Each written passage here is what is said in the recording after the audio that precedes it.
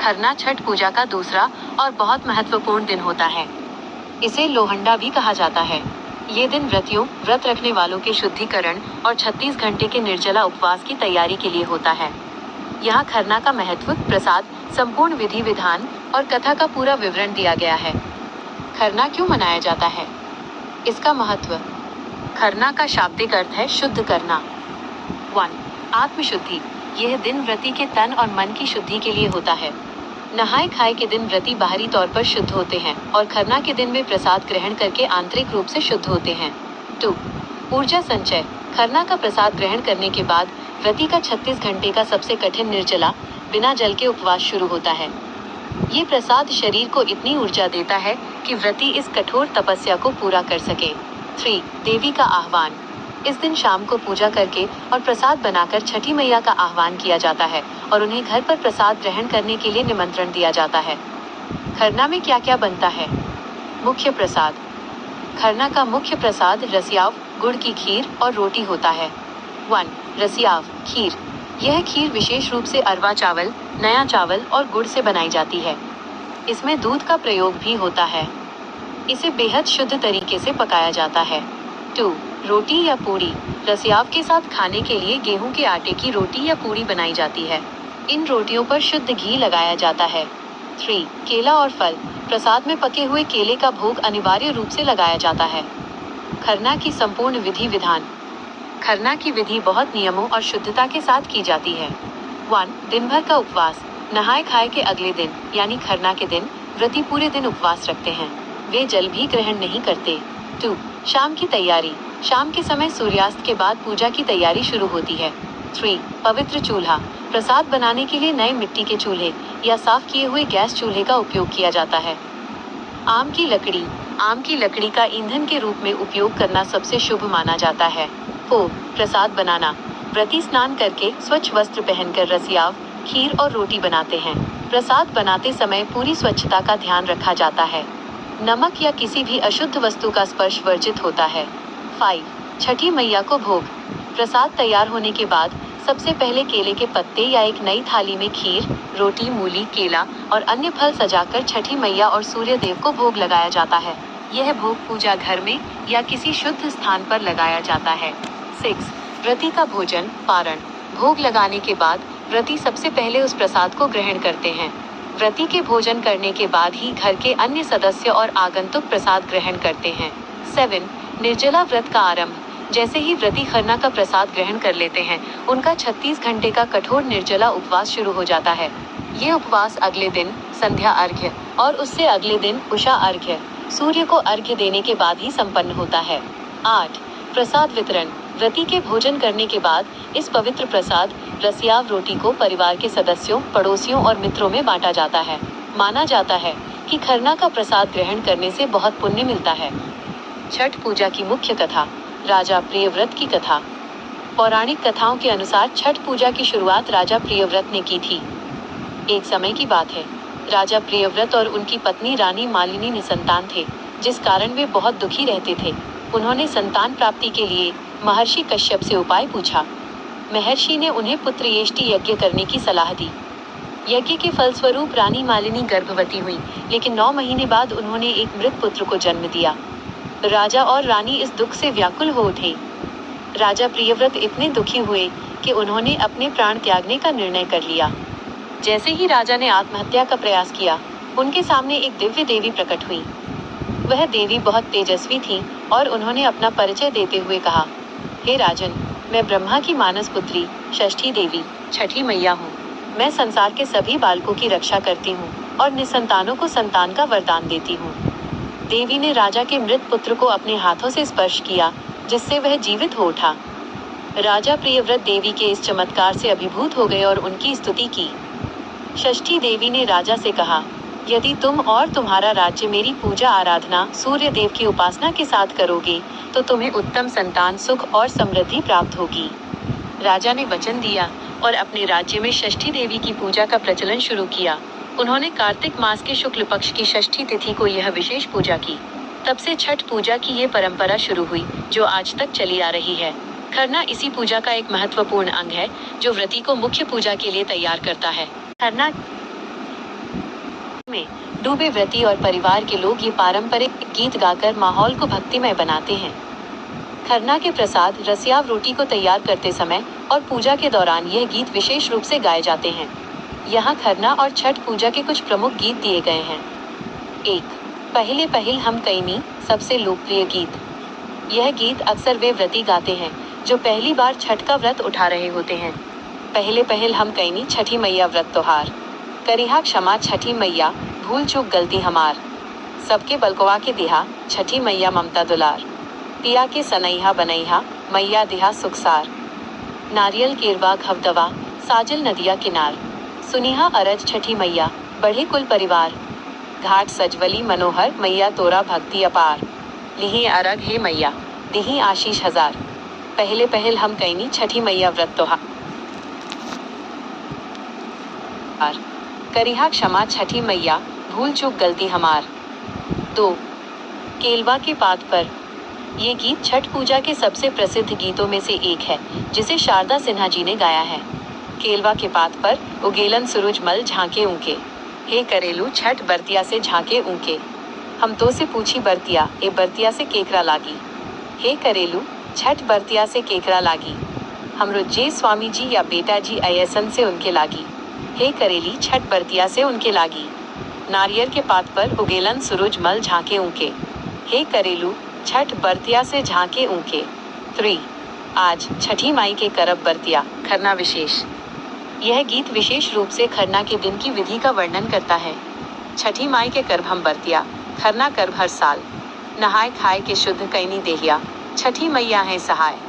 आज खरना के दिनवा, उपवास रहब दिन रात। गोईठा पर खीर हम बनाई, गुड़वा डाली हे दीनानाथ। रोटी खीर के भोग लगाई, छठी मैया के निमन करी। पहले व्रती प्रसाद खाई, तब खाई घर परिवार। पारण करी जब व्रती, तब हुई 36 घंटा के उपवास। दिहे दरस छठी मैया, पुरैहे हमरो आस। इन गीतों को गाकर व्रती छठी मैया का आह्वान करते हैं और उनसे अपने परिवार की सुख समृद्धि की कामना करते हैं।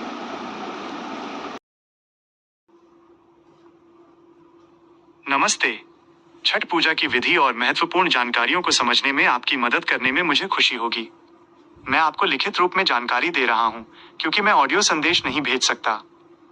लोक आस्था के महापर्व छठ की तैयारी बहुत ही पवित्रता और नियमों के साथ की जाती है।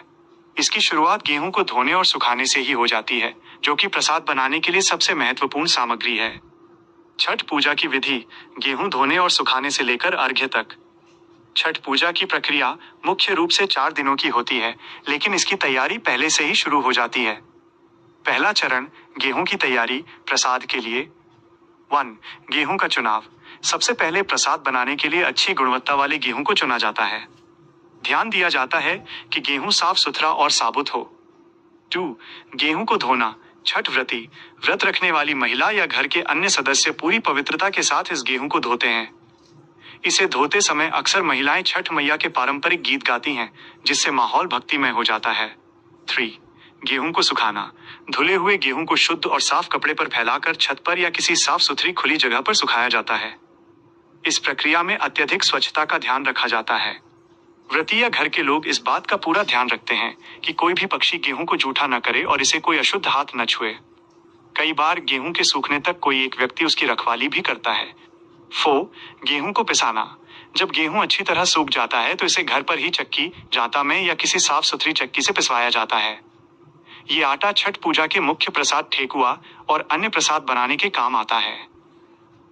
छठ पूजा के 4 दिवसीय अनुष्ठान। पहला दिन नहाय खाए। तिथि कार्तिक शुक्ल चतुर्थी, इस वर्ष 25 अक्टूबर 2025 शनिवार। विधि इस दिन व्रती सुबह स्नान करके घर की साफ सफाई करते हैं। भोजन में कद्दू, लौकी की सब्जी, चने की दाल और चावल बनाया जाता है। यह भोजन पूरी तरह से सात्विक होता है और इसमें सेंधा नमक का प्रयोग किया जाता है।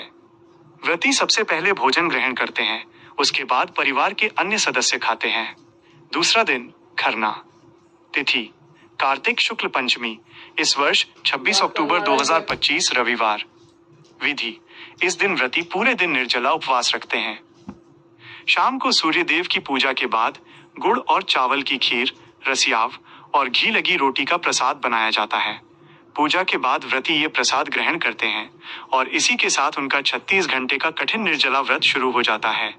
ये प्रसाद परिवार और पड़ोसियों में भी बांटा जाता है। तीसरा दिन, संध्या अर्घ्य, डूबते सूर्य को अर्घ्य।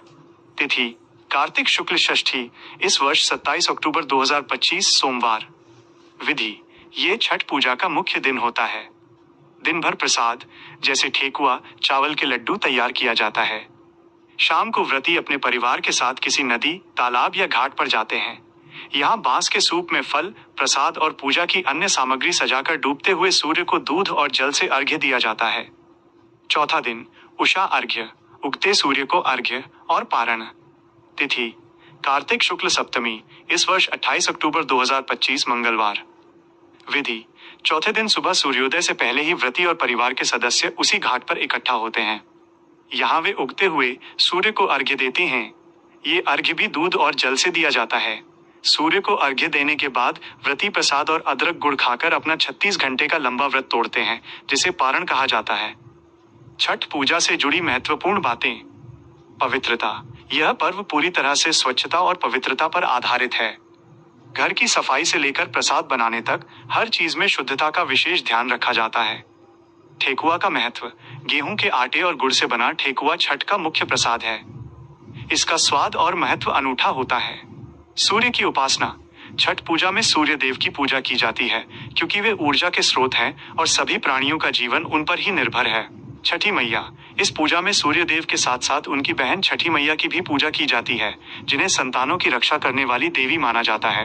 प्रकृति का पर्व, ये पर्व प्रकृति के प्रति आभार व्यक्त करने का भी एक तरीका है, जिसमें सूर्य, नदी और कृषि उत्पादों का पूजन होता है। यह पर्व केवल एक उपवास नहीं, बल्कि त्याग, तपस्या, प्रेम और अनुशासन का प्रतीक है। छठ पूजा क्यों मनाई जाती है, इसके पीछे कई पौराणिक, सांस्कृतिक और वैज्ञानिक कारण हैं। यहाँ मैं आपको इसके बारे में विस्तृत और संक्षिप्त दोनों तरह की जानकारी दे रहा हूँ। संक्षिप्त में, ब्रीफ एक्सप्लेनेशन। छठ पूजा मुख्य रूप से सूर्य देव और उनकी बहन छठी मैया, जिन्हें उषा भी कहा जाता है, की उपासना का पर्व है।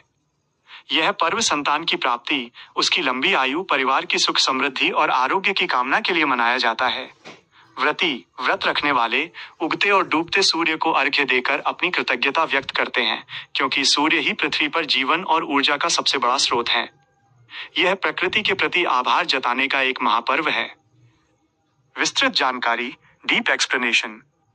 छठ पूजा मनाने के पीछे कई गहरी मान्यताएं और कथाएं जुड़ी हुई हैं। 1. पौराणिक और धार्मिक मान्यताएं। राजा प्रियव्रत की कथा। पौराणिक कथाओं के अनुसार राजा प्रियव्रत और उनकी पत्नी मालिनी को कोई संतान नहीं थी। महर्षि कश्यप ने एक यज्ञ करवाया और रानी को प्रसाद के रूप में खीर दी, जिससे उन्हें पुत्र हुआ, लेकिन वह मृत पैदा हुआ।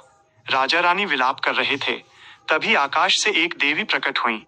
उन्होंने अपना परिचय छठी मैया के रूप में दिया और कहा कि जो भी सच्ची श्रद्धा से मेरी पूजा करेगा, मैं उसे संतान सुख प्रदान करूंगी। देवी ने मृत बालक को स्पर्श किया और वह जीवित हो गया। माना जाता है कि तभी से छठ पूजा की परंपरा शुरू हुई। महाभारत काल से संबंध। एक मान्यता के अनुसार छठ पूजा की शुरुआत महाभारत काल में हुई थी। जब पांडव जुए में अपना सारा राजपाट हार गए, तब द्रौपदी ने छठ का व्रत रखा था। इस व्रत के प्रभाव से पांडवों को उनका खोया हुआ राजपाट वापस मिल गया।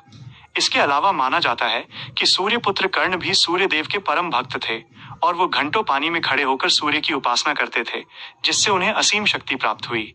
छठ पूजा में भी वैसी ही परंपरा निभाई जाती है।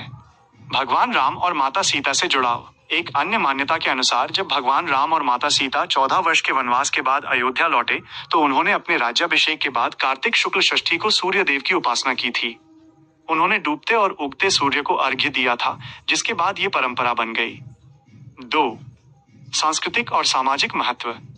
प्रकृति का सम्मान। यह एकमात्र ऐसा पर्व है जिसमें किसी मूर्ति की पूजा नहीं होती, बल्कि सीधे प्रकृति, सूर्य और जल की उपासना की जाती है। यह पर्व हमें प्रकृति के साथ हमारे गहरे रिश्ते का एहसास कराता है। पारिवारिक एकता। छठ पूजा पूरे परिवार को एक साथ जोड़ती है। घर के सभी सदस्य मिलकर प्रसाद बनाते हैं, घाटों की सफाई करते हैं और पूजा के अनुष्ठान में भाग लेते हैं, जिससे सामाजिक और पारिवारिक एकता मजबूत होती है। कठोर तपस्या और अनुशासन। ये व्रत 36 घंटों तक निर्जला बिना पानी के रखा जाता है, जो शारीरिक और मानसिक अनुशासन का प्रतीक है। यह पर्व इंद्रियों पर नियंत्रण और आत्म शुद्धि का संदेश देता है। 3. वैज्ञानिक दृष्टिकोण। वैज्ञानिक रूप से भी छठ पूजा का विशेष महत्व है। कार्तिक मास में सूर्य की किरणें पृथ्वी पर एक विशेष कोण पर पड़ती हैं, जो शरीर के लिए फायदेमंद होती हैं। सुबह और शाम के समय सूर्य की किरणों में विटामिन डी की मात्रा भरपूर होती है। नदी या तालाब के पानी में खड़े होकर सूर्य को अर्घ्य देने से शरीर को इसका पूरा लाभ मिलता है, जिससे स्वास्थ्य बेहतर होता है और कई चर्म रोगों से बचाव होता है। छठ पूजा के कुछ बहुत ही लोकप्रिय और पारंपरिक गीत यहाँ दिए गए हैं। ये गीत छठ के दौरान हर घर और घाट पर गूंजते हैं और माहौल को भक्तिमय बना देते हैं। 1. केलवा के पात पर। केलवा के पात पर। यह गीत डूबते हुए सूर्य को अर्घ्य देने के समय गाया जाता है और इसमें छठी मैया को अर्घ्य स्वीकार करने का निवेदन किया जाता है। गायिका शारदा सिन्हा। शारदा सिन्हा।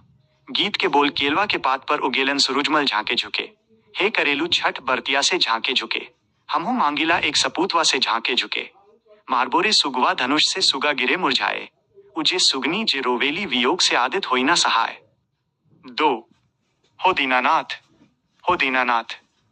यह गीत भगवान सूर्य दीनानाथ को समर्पित है और व्रती अपनी मनोकामनाएं पूरी करने की प्रार्थना करते हैं। गायक शारदा सिन्हा। शारदा सिन्हा। गीत के बोल। पहले पहल हम कईनी छठ मैया व्रत तोहार, करिहा क्षमा छठ मैया भूल चूक गलती हमार, सबके बलकवा के दिहा छठ मैया ममता दुलार, पिया के सनैहा बनैहा मैया दिहा सुख सार। 3. कांच ही बांस के बहंगिया। कांच ही बांस के बहंगिया। इस गीत में छठ पूजा के लिए बांस की टोकरी बहंगी में प्रसाद और फल सजाकर घाट तक ले जाने का बहुत सुंदर वर्णन है। गायक अनुराधा पौडवाल। अनुराधा पौडवाल। गीत के बोल। कांच ही बांस के बहंगिया, बहंगी लचकत जाए, बहंगी लचकत जाए, होई ना बलम जी कहरिया बहंगी घाटे पहुंचाए, बाट जे पूछेला बटोहिया बहंगी केकरा के जाए, तू ता आन्हर होवे रे बटोहिया बहंगी छठ मैया के जाए। 4. उगा है सूरज देव।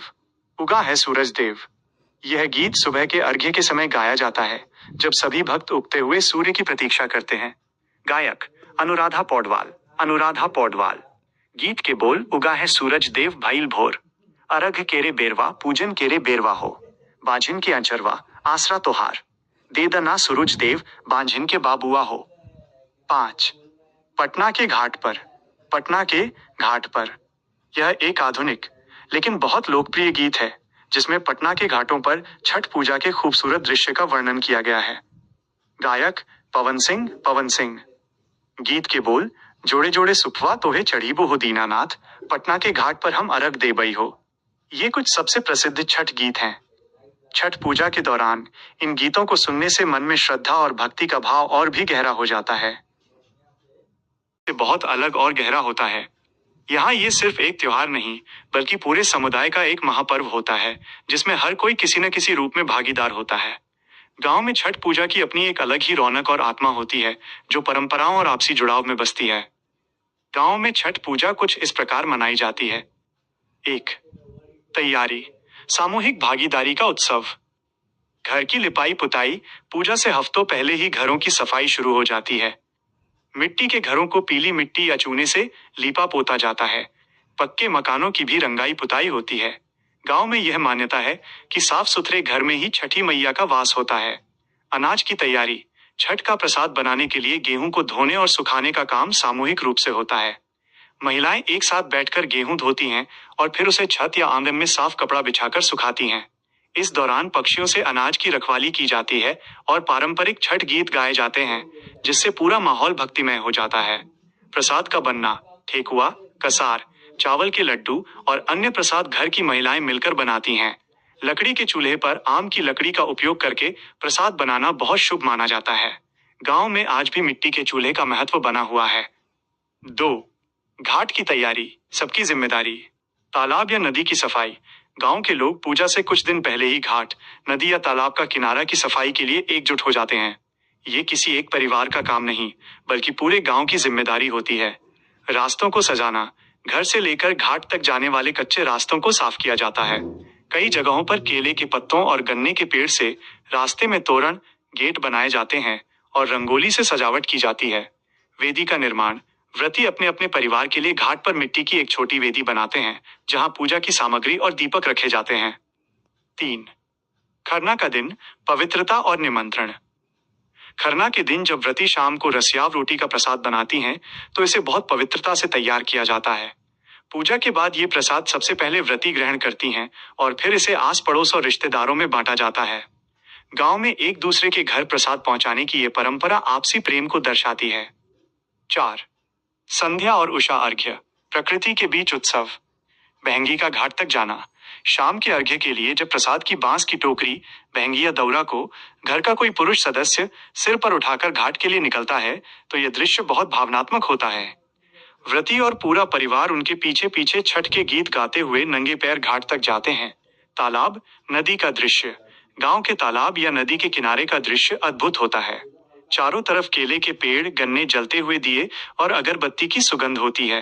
पानी में खड़े होकर व्रती डूबते हुए सूर्य को अर्घ्य देते हैं और पूरा गांव इस पल का साक्षी बनता है। रात का जागरण। गांव में कई लोग घाट पर ही रुक जाते हैं या घर आकर सुबह के अर्घ्य के लिए फिर से घाट पर लौटते हैं। इस दौरान भजन, कीर्तन और पारंपरिक गीत संगीत का दौर चलता रहता है। 5. पारण और समापन। सुबह उगते सूर्य को अर्घ्य देने के बाद व्रती अपना 36 घंटे का कठोर व्रत खोलती हैं। गांव में लोग एक दूसरे के घर जाकर प्रसाद मांगते हैं, जिसे प्रसादी कहते हैं। यह मान्यता है कि छठ का प्रसाद मांगने से पुण्य मिलता है। संक्षेप में, गांव की छठ पूजा में सादगी, गहरी आस्था, प्रकृति से जुड़ाव और सबसे महत्वपूर्ण, मजबूत सामाजिक और सामुदायिक भावना होती है। यहाँ हर कोई एक दूसरे की मदद करता है और ये पर्व एक परिवार का न होकर पूरे गांव का हो जाता है। पुरुष, जोड़े जोड़े सुपवा तो हे चढ़ीबो हो दीनानाथ। हाँ, ठीक है। शुभ रात्रि। कल मिलते हैं। खरना छठ पूजा का दूसरा और बहुत महत्वपूर्ण दिन होता है। इसे लोहंडा भी कहा जाता है। ये दिन व्रतियों, व्रत रखने वालों के शुद्धिकरण और 36 घंटे के निर्जला उपवास की तैयारी के लिए होता है। यहाँ खरना का महत्व, प्रसाद, संपूर्ण विधि विधान और कथा का पूरा विवरण दिया गया है। खरना क्यों मनाया जाता है? इसका महत्व। खरना का शाब्दिक अर्थ है शुद्ध करना। 1. आत्मशुद्धि। यह दिन व्रती के तन और मन की शुद्धि के लिए होता है। नहाए खाए के दिन व्रती बाहरी तौर पर शुद्ध होते हैं और खरना के दिन में प्रसाद ग्रहण करके आंतरिक रूप से शुद्ध होते हैं। 2. ऊर्जा संचय। खरना का प्रसाद ग्रहण करने के बाद व्रती का 36 घंटे का सबसे कठिन निर्जला, बिना जल के उपवास शुरू होता है। ये प्रसाद शरीर को इतनी ऊर्जा देता है कि व्रती इस कठोर तपस्या को पूरा कर सके। 3. देवी का आह्वान। इस दिन शाम को पूजा करके और प्रसाद बनाकर छठी मैया का आह्वान किया जाता है और उन्हें घर पर प्रसाद ग्रहण करने के लिए निमंत्रण दिया जाता है। खरना में क्या क्या बनता है? मुख्य प्रसाद। खरना का मुख्य प्रसाद रसियाव, गुड़ की खीर और रोटी होता है। 1. रसियाव खीर। यह खीर विशेष रूप से अरवा चावल, नया चावल और गुड़ से बनाई जाती है। इसमें दूध का प्रयोग भी होता है। इसे बेहद शुद्ध तरीके से पकाया जाता है। 2. रोटी या पूड़ी। रसियाव के